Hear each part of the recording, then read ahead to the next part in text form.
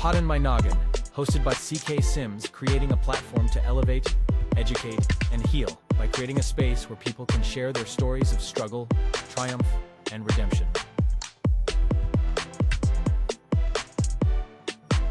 CKS Media. Hello, everyone, and welcome back to another episode of Pod in My Noggin. I'm your host, CK Sims, always the same. I'm always here.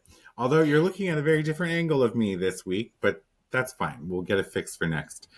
Today, we have a very interesting guest that I'm quite excited about to talk to, Ellensbarrett. You are what I would consider a feisty firecracker, and have had a really cool life so far, and it has been so centered around fitness. Yes. And that's cool to me. I think it's cool, right? So thank you for being on the show and thank you for having me. Oh, my pleasure. So I want to go back because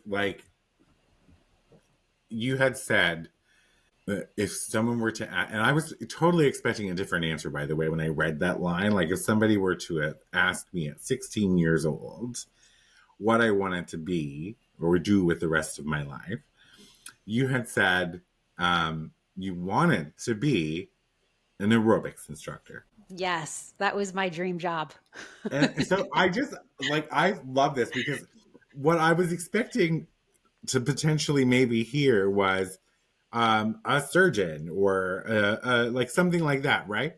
And not because I think that that's how we're wired. Sometimes, when you're young, you think, when I was young, I wanted to be a psychologist, but also an author. And I also wanted to be Oprah Winfrey, or at least her friend. But so what about aerobics? What was it about aerobics that drew you in so early? What was that? You know what? I've analyzed this a lot because it's been my vocation. And I was told many times, get a real job. When I started getting into fitness, it wasn't a career like it is now. A lot of people make their living full time, but that wasn't the case back then. People really thought I was delusional. So I've analyzed it quite a bit. And I think it was just a very loving, fun, inspired room. And everyone in that room left their problems at the door and did something to lift themselves up and get endorphins going. And there was no competition. It was just friendly. It wasn't a sport. It wasn't a performance. It was just come on, let's move. And it really, when I was a teenager, I felt like it was this oasis from the real world. And, I've used this too, that when I'd walk in the world, go to school, go to the shopping center, go to the mall, it was black and white.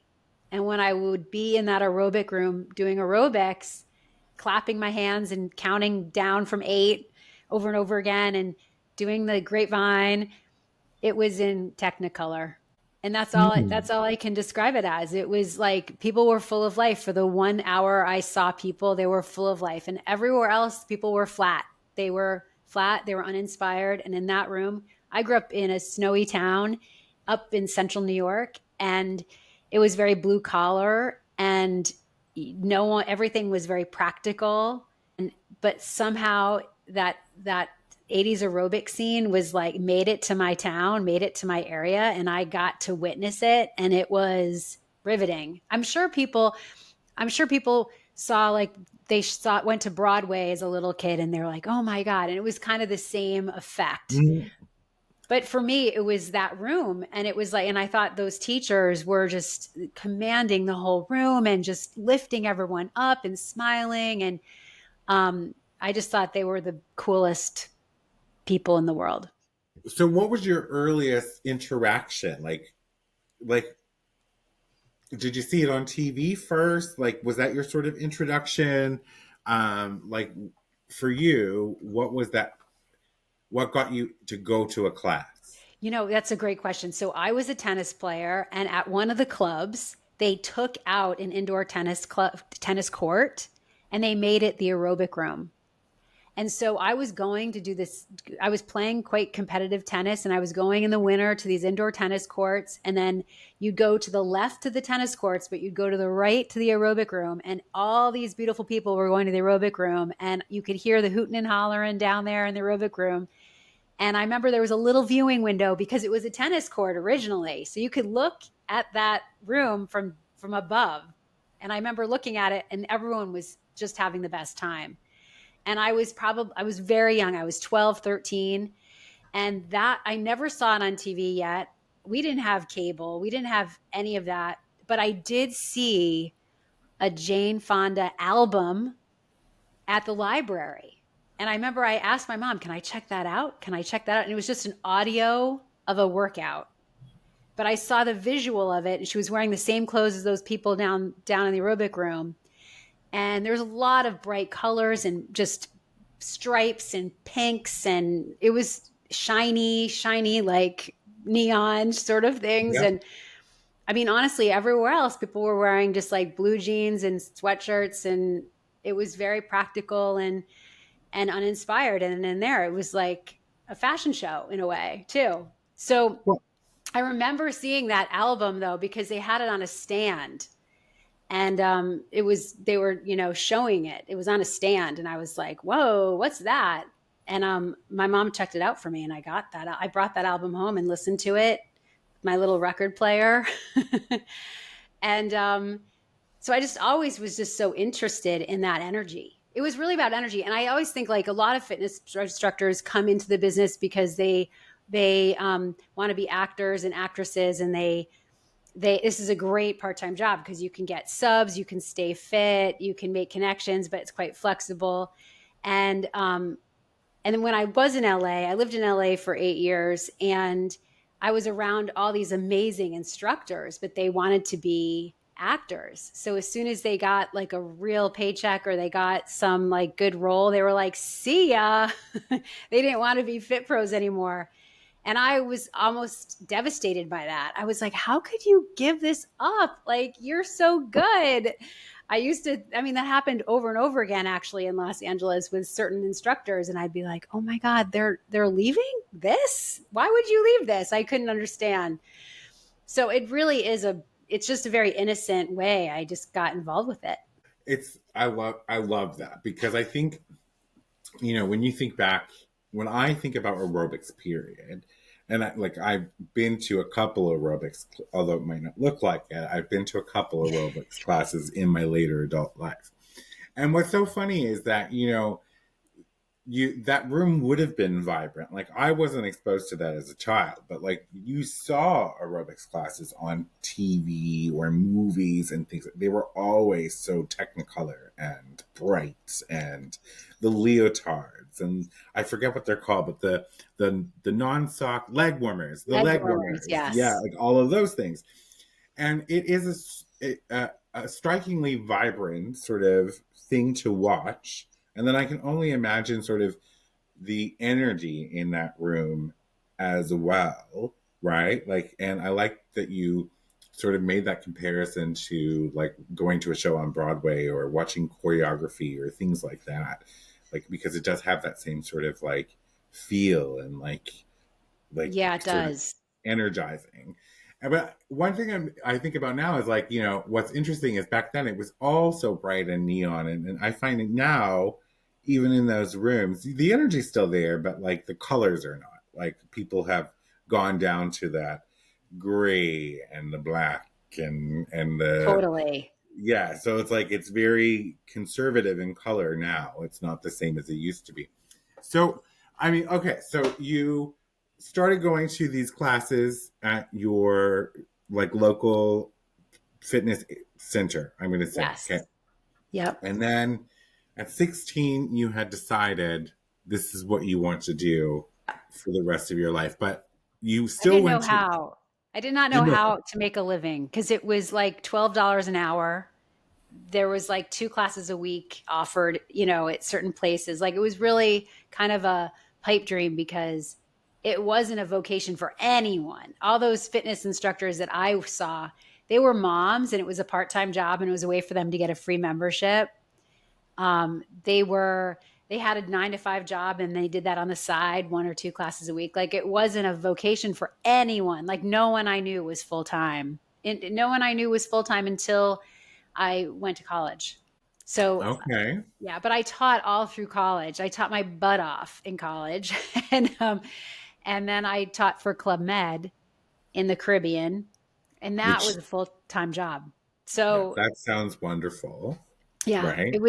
it was a great way for me to get my 10,000 hours teaching because I taught my butt off again. So 10,000 hours is not, sorry, my dog just heard the doorbell. Piper, shh, that's enough. You're good. You're okay. You're okay. Sorry about that. I love the name Piper. It's so cute. Yes, she's very cute, and except for when the doorbell rings. So 10,000 hours, was that like a personal ambition, or is that something that like you have to achieve to? Well, I know it's 10,000 hours to become a master at something. Yeah, well, yeah, Like, it's like the Malcolm Gladwell yes. statement, the 10th, yeah. But I really did earn it at Club Med because there was 7 classes a week and there was like you taught a walking class, you led a walking class, and then you had a sunrise stretch, and then you did a pool class. So you really got your training wheels taken off there because there I was just love a it. lot. Yeah. When you were in college, were you teaching college students or were you teaching like outside of the campus? Yeah, I was teaching on campus, Yeah, for Amazing. staff and students. There was like at the time there was classes just for staff and then there was classes just for students and I did both. That's fantastic. Yeah. So you did that through college, and then after college, you ended up landing a role in Club Med Yes. in the Bahamas for 10 Yes. years, did you say? I did that only for 2 years. 2 years. Okay, no, Yeah. 10,000 hours. Okay, 2 years. Yeah. And you would have been so young at this point, no?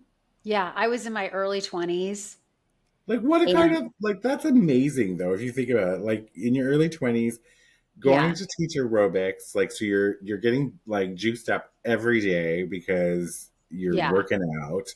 Yeah. You're commanding rooms, you're seeing all kinds of people and energy, and you get to do it in the Bahamas at a resort, I'm assuming, Yes. Yeah. right? The Yes. Club Med. Yeah. So, and did you live on resorts? Yeah. That's Yep. At Club insane. Med you live in these little how little tiny things that are sometimes, I mean, it's different at every village, every Club Med village, but you had housing provided and it was very minuscule. And the whole goal was you just slept there and you were never there. You just slept there. And then the rest of the time you were amongst the people and you were out and about. Wow. Yeah. That must have been such a, not even just like a career defining sort of experience, but just like a life defining experience as well. To just to have that, to be able to look at. It was like studying abroad, which I never got the opportunity to do. And it was also it was nonstop. Like in that service industry, that hospitality industry, like they work their butts off. You really get a work ethic because everyone, you're just around people that are just don't know. There's no 9 to 5. There's no, it's just a real grind, but it was great for me. And it was sunny too. Like I loved being in the sun. I loved being tan. I loved being near the ocean. All of that was just like a dream for me. It was really nice. It sounds like it would be a dream for me right now. Like I let's skip know. Me winter too. and just go to Club Med. I'm not opposed to working hard. That sounds so great. So after Club Med, what was next? Like, did you go to LA next? No, but I met all my California buddies in Club Med. So I met Okay. some dear friends that drew me to Los Angeles later, but I went back to my little town in central New York and I went to grad school because everyone said I needed to get a real job. And so I did, but my heart and soul was still hustling in the fitness business. And so while I was doing that and going to grad school in snowy upstate New York, I had a fitness company at a corporate area, like a business that I came in every day at noon and taught classes. I taught at the Gold's Gym. I taught everywhere. I just hustled, and I ended up really making a lot of money with this corporate entrepreneurial thing that I took on. I kind of fell into it, but I like invested in it and I took it on, and I had other instructors working for me because there was classes, all the time. But after those 2 years, I was just like, I'm going to LA. And I remember calling my friend Kim and being like, I'm going to go to LA. I have a little money saved up. She was like, how do you have any money? You just got out of grad school. Like, you should be the most poor. I'm like, well, actually, I made a lot of money while I was here. And I had all these other jobs. Like I got a job as assistant tennis coach that paid for my tuition. And I had a job that paid for my housing. And so I was like, I actually worked my butt off. I have money. I can go. So that's when I went to Los Angeles. And then Los Angeles, it was like so much work. I got so much work. Like, there were so many gyms, there were so many opportunities. And then that's when I fell into more fitness videos and infomercials and stuff like that. So do you mind if I ask, like, you went to university and you went to grad school, what was your sort of concentration in those periods? Yeah. So my undergrad is in communications, and my which is helpful. Of course. But there was a degree in fitness management that my mom said, that's ridiculous. You can't have that degree. I remember being very intrigued by it, being like, Mom, I actually will earn credits teaching these classes, because I was very involved with that department anyway, teaching my aerobic classes there. So then, and my master's was in English, I am a reader. And I just felt like, if I could do anything, maybe this will help me be an editor or, be something in the book industry, or I don't know, but I didn't want to teach, but I got a master's in English. I love it. It kind of bided my time. But I actually regret it a little bit. It's useful. Yeah. Go ahead. I regret it because I think I'm overeducated on that level. I think my best education has been teaching. Like, every time I said yes to teaching and working, I learned a lot. Like, I learned so much at Club Med. I learned so much teaching at like Champions Fitness that was like off the beaten path. Whenever I said yes to jobs that were a little obscure, it actually was great for me. I mean, I taught yoga at a rehab center for kids, and it was monumental to my growth. Like, I'm able to really, respond and not be, it's like all those times I really learned a lot. So, but I can't regret it too much because I have used it. And one thing that has separated me from a lot of other fit pros is that I can write. Mm-hmm. And when you pitch a workout video or you're creating something, it always is on paper first. You're always writing it. Like, I'll be like, I'm going to do this workout and I'm going to list the bullet points of what I want to say. I'm going to really cultivate this like theme for this workout. And it really does happen with a pen and paper first, So yeah. As do so many things, right? Yeah. And so you decided you were going to go to LA because you had the money to go. You finished grad school. Yeah, I was free as a bird too. And I mean, was it a culture shock for you to move from like upstate New York, snowy upstate New York, to LA of all places? Well, the weather was the fact that people took the weather for granted so much was shocking to me. I'm like, it's amazing outside. We should be out there. I mean, but my Club Med experience kind of buffered that because it was like a little like beautiful, it was, the weather was amazing, Paradise Island. And so I had witnessed people live in like, it wasn't like shocking to see people just live wearing like flip-flops all year long and, have their breakfast on the patio every day. And like, so it wasn't that shocking, but I'll tell you what I noticed right away in LA is people encourage you. Like it's a dreamer city where if you have an idea, people will be like, hey, that's cool. Yeah. Whereas like where I Mm. came from, if you had an idea, people were like, that's ridiculous. You know what I mean? It was shot down, or they just gave you a look, or you just felt like it wasn't safe saying that dream. That makes So sense to me. Like it's yeah. because I think when you come from blue collar conservative sort of like lives, Yes. their linear sort of way of doing it is go to school, get married, get a job, work for 35 years, retire, you have your house. Like it's and this is very common in lots of smaller towns, smaller areas that are not like Totally. large urban centers. And I would feel that like if you're going to amplify a city sort of experience, like LA would be one of like in the North America at least the city experiences on steroids because Yeah. you have everybody's also like tans. Mhm. The weather's so good. There's films being made. Everybody's that I don't know if everybody, but I'm assuming that mostly everybody in LA has some sort of dream that they're working towards, and Yeah. it's very much a like I'm trying to make it type city. So there, I just feel like the energy alone, and this would have been in the '90s. Yeah. This was in the mid 90s. Yep. Yeah, so like just the energy alone would have Yeah. been next level. I can only imagine.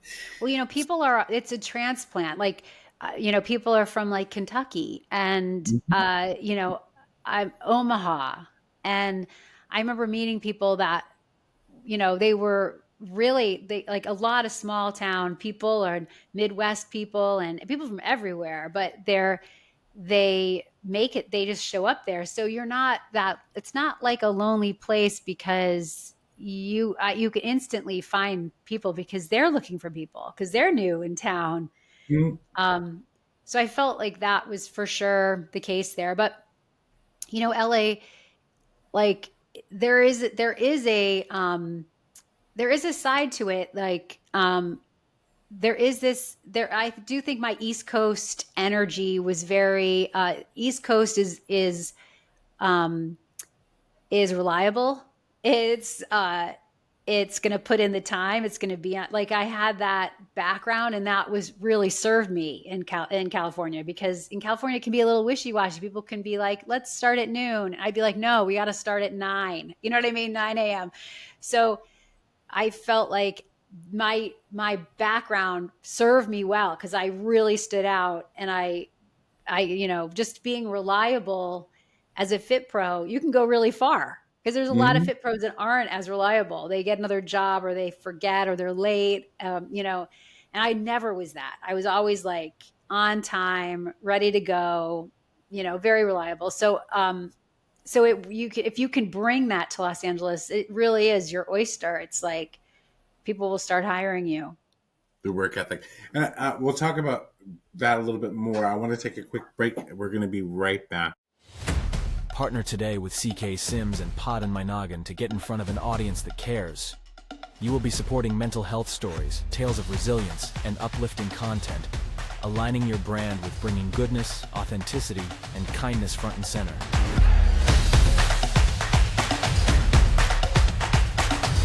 This spot could be yours. Do you have a story of struggle and resilience? One that you want to share with others and possibly help someone through their own struggles? Find the link in the show description and fill out the guest form today.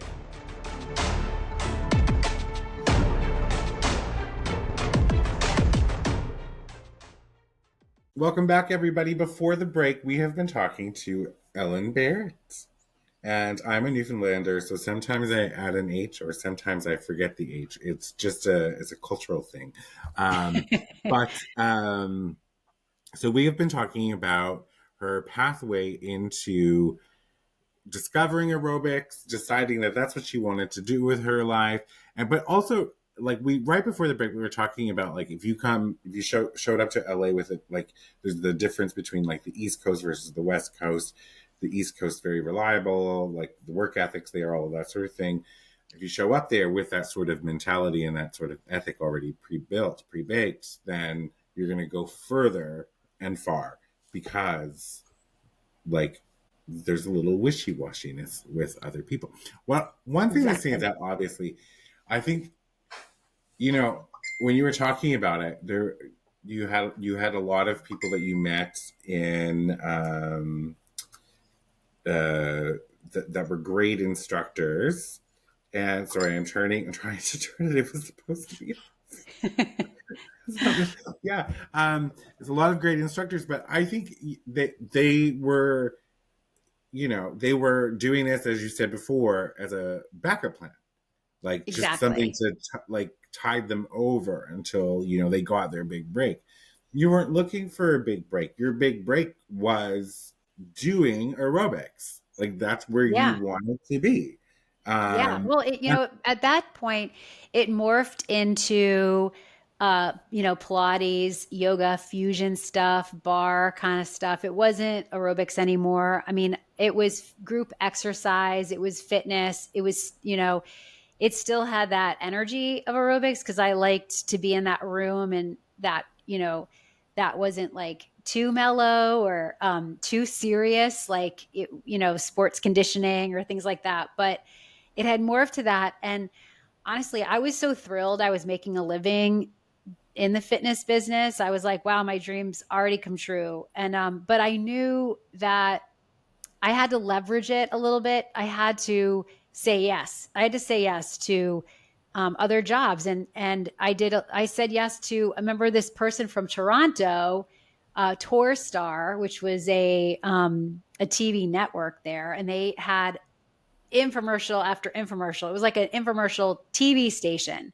Yeah. And I remember doing my first infomercial was with them. And I remember flying to Toronto to shoot some B-roll, but then we shot a little bit in Los Angeles. And I just remember being like, this is so exciting because I can use my background and do these projects and then go back to my life teaching classes. So, and it supplemented my income and it gave me another skill set. So that's when I really branched out and I just, my whole thing was just say yes. So just say yes if someone offers a job like that and just keep going. And so little by little, you know, I did exercise workout videos that were retail that went, you know, that were in Walmart and Target Which, and for the people at home, you have sold to date 5 millions. million, Yeah. 5 million Millions. DVD. Like that, Yeah. that is amazing.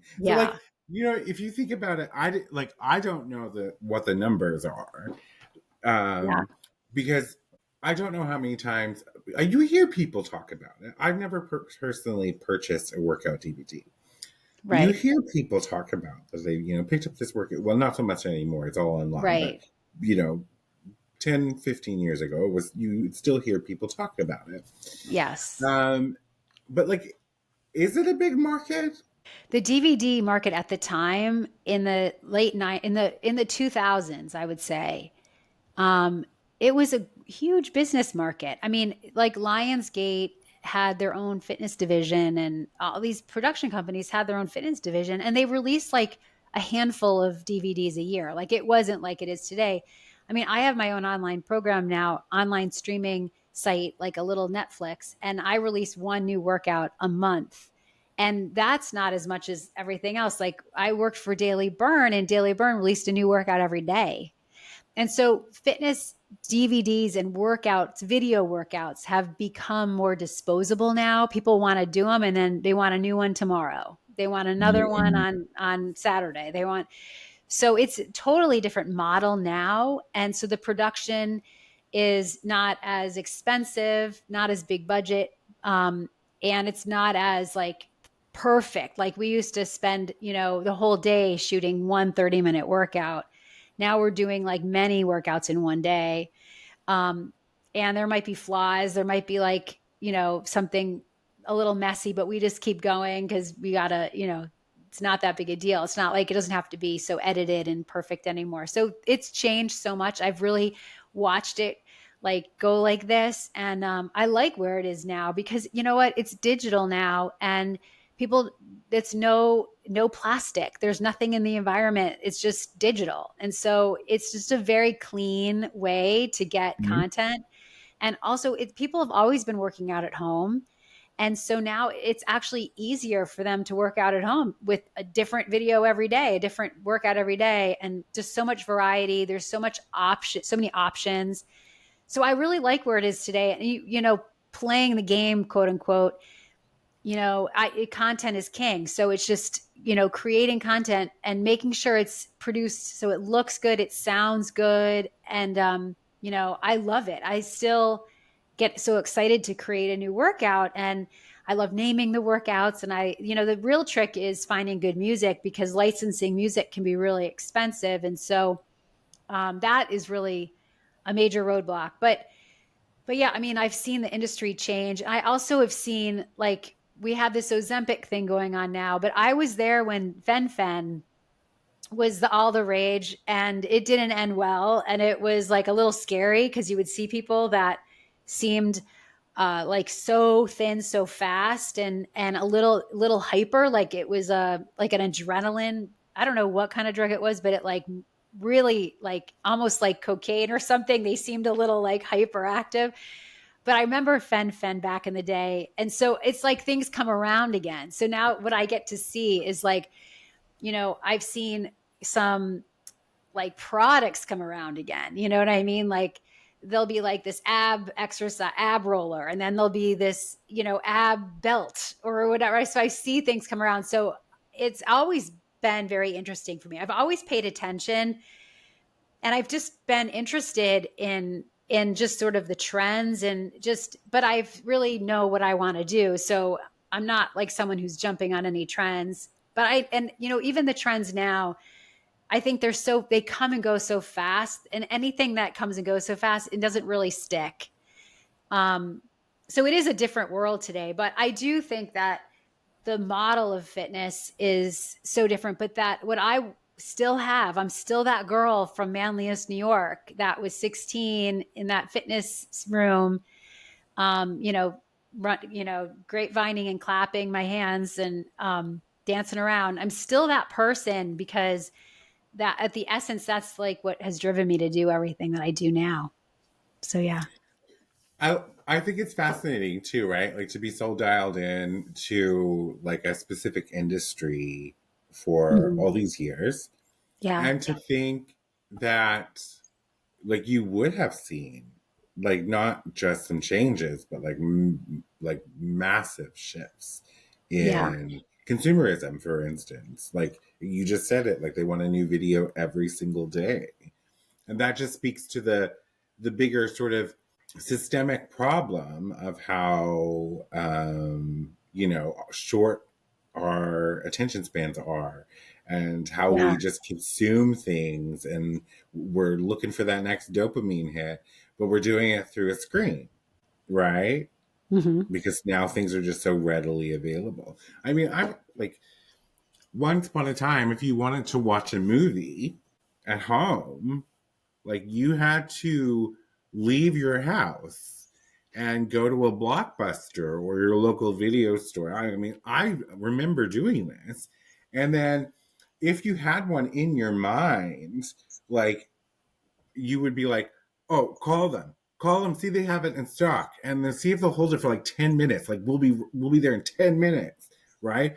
Like you had, it was an event to go see a movie, and now I can literally, which just happened this week. I'll speak to it.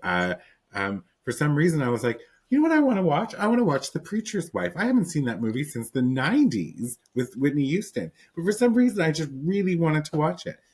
And I got I got agitated because I'm like, why can't I find it anywhere? Could you find it?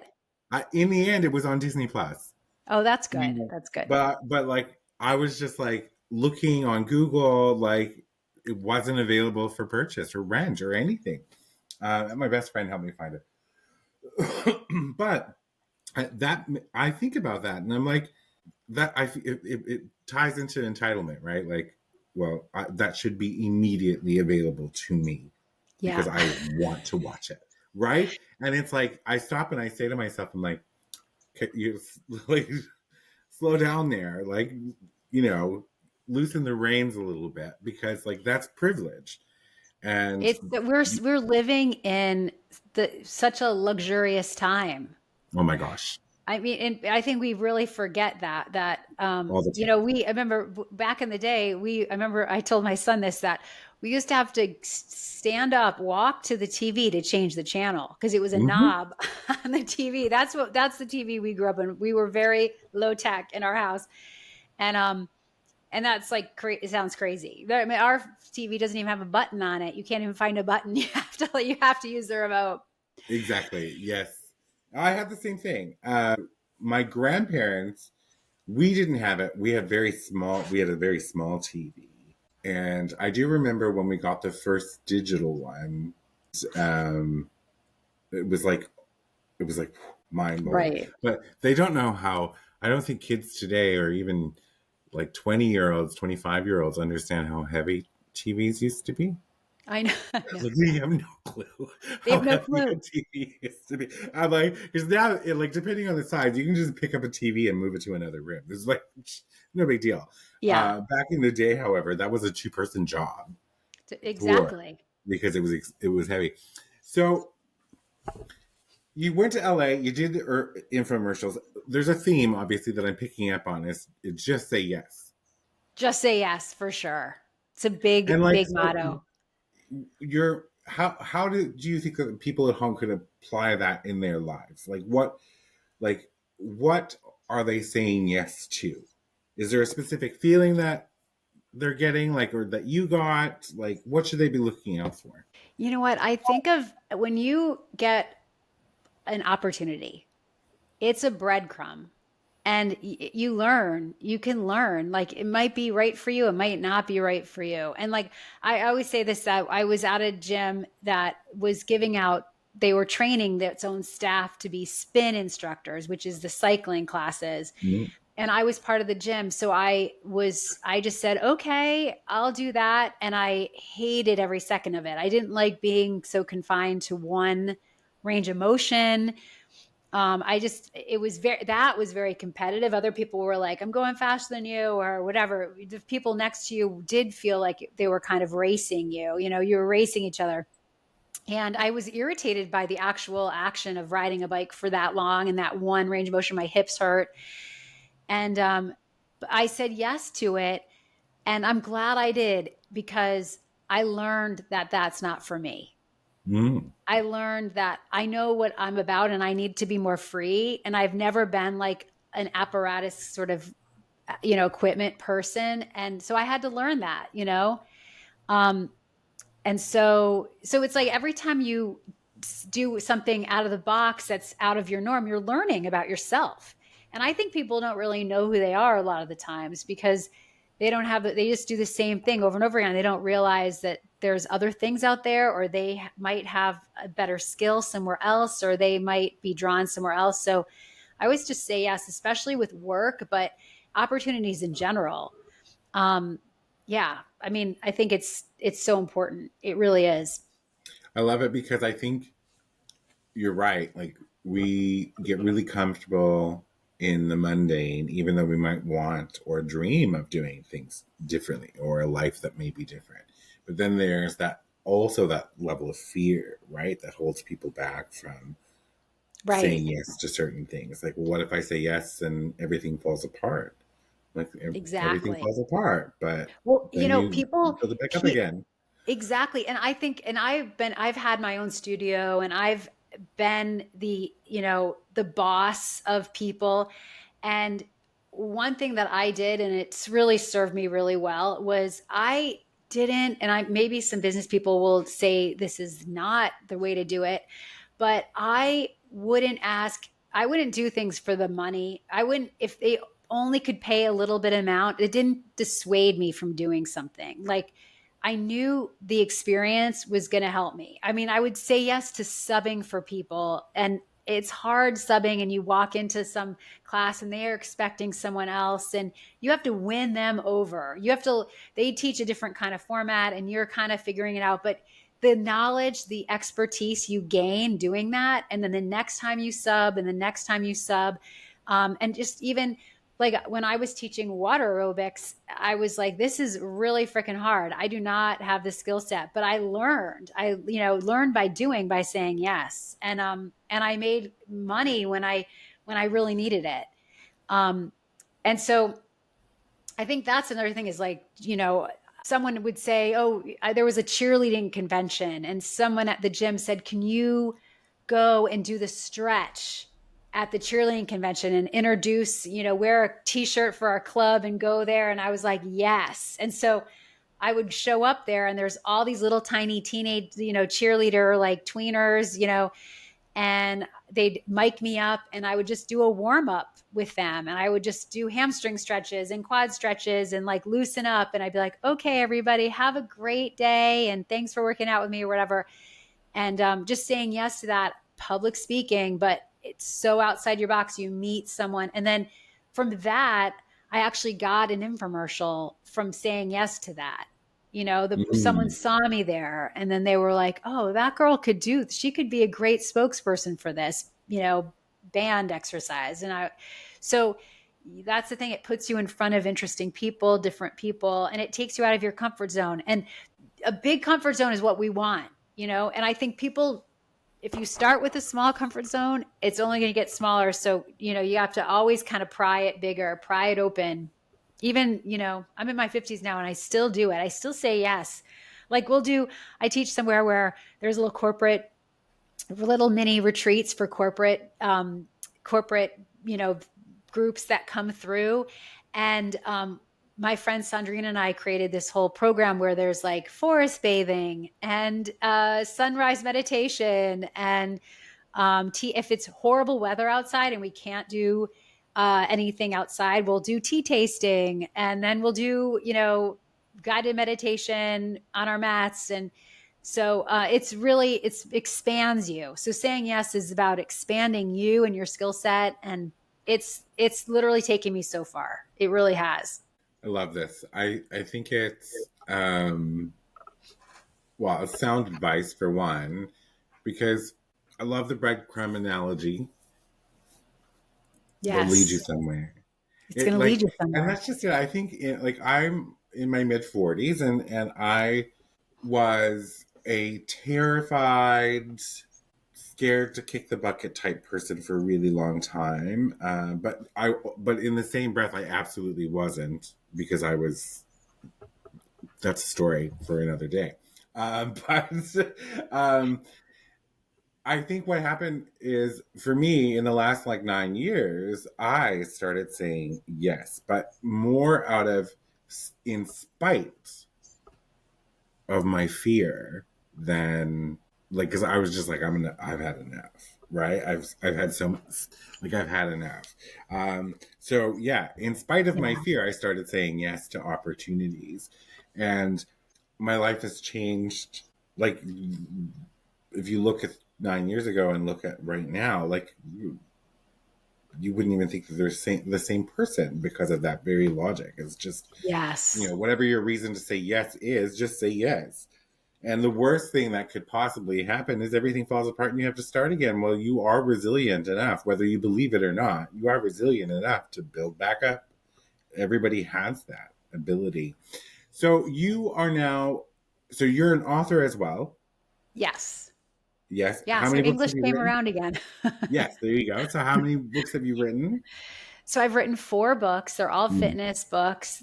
There's a lot of graphs and photos and stuff like that. But 4 books. The first 2 kind of fell from the sky. I had done a press thing of a class I taught, and then a publisher came and said, "Can you turn that into a book?" And I was like, "Yes." And then And then that same publisher hired me again to do another book. The third book, I partnered with my friend Barry Dolnick, who is an astrologer, and we did a book on astrology workouts called Mm. Zodiaction, and that was a super fun book. And Oh, I think nice. ahead of its time, Um, and then I wrote a fourth book with another, I co-authored that one with Kate Hanley, and it was called The 28 Days Later Diet. And it was a program for women. It was a fitness program for women. And I'm really proud of that book. It was really the hardest book. I think again, we took a risk. We said yes. We put in the work. It was very niche, but I love the process of creating a book and organizing it, and it was original. And I think there's many books that are just like it now. I think it was the first one that was really discussing how women and men are really different, and we need a different program and different fitness things. And so yeah, so I've written 4 books, and it really, again, saying yes to that, it opened up a whole new income portal. But also, you get a little bit more street cred when you have a book, Yes. and the DVDs not so much, but the So books, bizarre, right? Like, I yeah, feel like, I've sold 5 million workout DVDs, should be a lot of cred, right? The yeah, end. yeah. Um, and then you have an online studio now, I think is what, or online program. What's your preference in, Yeah, it's an online, I consider it an online movement studio, and it's okay? at ellensbarrett.com. And it's called Let's Move. And so you release new workouts once a month, I think you said, Yes. but like they're thoughtful and intentional. I clicked on a Yes. preview of one. They're Yes. fun. You have a good presence. I enjoy the presence that you have in the videos. And then is this subscription based? Like, is it open to the public, or like, can they take a free one and then to check it out and then subscribe? Like, how does that work? We have a 7-day free trial membership, so you can try it out before you make any purchase. It's only $7.95 a month. You can Very also affordable. buy a yearly membership. We have over 100 workouts and counting, and we have fit tips on there. And I do some Q&As with some of my, co co co-partners. I have like backup exercisers and some guest instructors. Um, it's really my baby. The whole program is my baby. I love the fact that I started it in 2018, and so pre-COVID. And then when COVID hit, I was like ready to roll because because everything went online. Um, and I'm just really proud of it because it's totally me, totally my personality. I haven't had to really compromise. I have quirky names like Grace and Gusto, and One and Done, which uses one dumbbell. So I've been able to have fun and just come back to that energy that I felt in the fitness room when I was 16 in snowy Syracuse, and just have that, it's good here. It's good here. I love All the this. check your troubles out the door. We're going to be good here. So, it always goes back. It's funny because I've done a lot, and I live back on the East Coast now. And, I just feel like I'm the same person. I'm still the same person, Mhm. and I just have a lot of experience under my belt now, and I'm just really um ready to hit my prime now, and to be honest. Well, I mean, you just said that you were in your 50s, which is Yeah. prime for Yeah. women. It is I agree. prime for I women agree. because all of the nonsense that women mostly have to deal with, like for their whole lives, are tapering off some. Yes, menopause does suck at times, but like Yeah. you're having like I would love to know what that feels like for a woman, right? Because Yeah. to Sorry, my dogs are barking now. no, and that's okay. We're a dog friendly show. And would you say, just talking about age for a moment, being in your 50s, what are one of the things that you love the most about being in your 50s? Piper, it's okay. That's on your TV. So, I don't know who's here. Here's what I have to say. This is why fitness is so important. if you stay feeling strong and feeling capable and your energy is still strong, you will crush it in your 50s. And then if you don't feel that, you can find it in your 50s and then you can crush it. So that's my number one message. But you have all this knowledge, all this experience. I really understand how the female body works. I really can train someone. I know the nuances of it.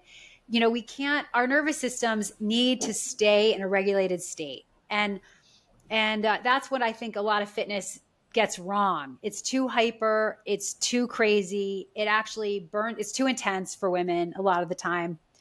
So I think I just come with all this stuff and I have a memory like an elephant. I know everything. I remember everything and I just bring it with me. And, but also, I have one son and he's 16 now. I've been there, done that. You know what I mean? And he's driving his own car now. You have more freedom. I feel more rested now than I did in my 30s and 40s for sure.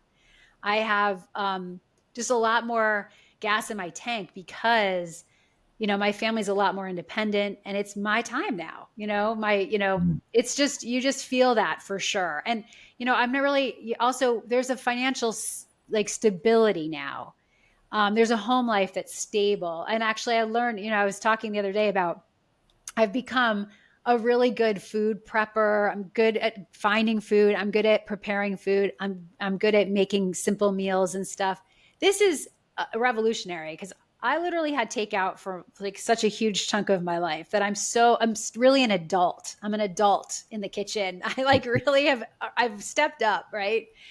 But I've stepped up like that in everything. So, being that, fully a woman, and you just have so much more to offer. And, you can be confident. I think a lot of women lose confidence when they go gray or they hit menopause or, they notice their body changing, but that doesn't have to be the case. That's just, circumstantial and it can be changed. You have to really, walk your talk, and that builds confidence too. There's an authenticity and embodiment that I love. So there's a lot. I'm psyched. I'm really psyched. I think, my sister says to me every once in a while, she's like, you were meant to be like an elder. Your whole life you were kind of like an elder. I was like, yeah, I guess I was, because I was always moderate. I was always drinking tea. I was always I didn't have any fear of missing out with nightlife or anything like that. So now I get to just really be 100% me. But it really does hinge on the physical is important. It hinges on feeling strong, I've really analyzed it a lot because I've trained women my whole life. And when I was 20, I remember training menopausal women and they were distraught, devastated. Their looks were going and I remember being really curious about that. And, now I'm in that and I'm fitness is such an important part. Self-care is so important, but fitness is just eat low-hanging fruit. Everybody, you should do it. It doesn't is the have to be low-hanging fruit. Yeah, I mean, going for a walk down your street. Yeah, it's get a dog. Get a dog and take them for a walk every day. It really is. I think that's where, for me personally, I have always been very allergic to any sort of fitness type regimes, if you will. No, not interested. Are you? So what's your astrology sign? I'm a Cancer. Okay. Yeah. Earth sign. When I turned 40, I was like, okay, hold up. I'm turning 40. I need to give my body something to help it aid with the aging process. I can't just feed it shit all the time and not move and be overweight and all of those things. And I fluctuate. But what I decided to start doing was actually just stretching more because I was always very tight and I'm still like what I would consider very tight, but like not like what I was before. Like I can touch my toes now. That happened in my 40s. So, That's um, amazing.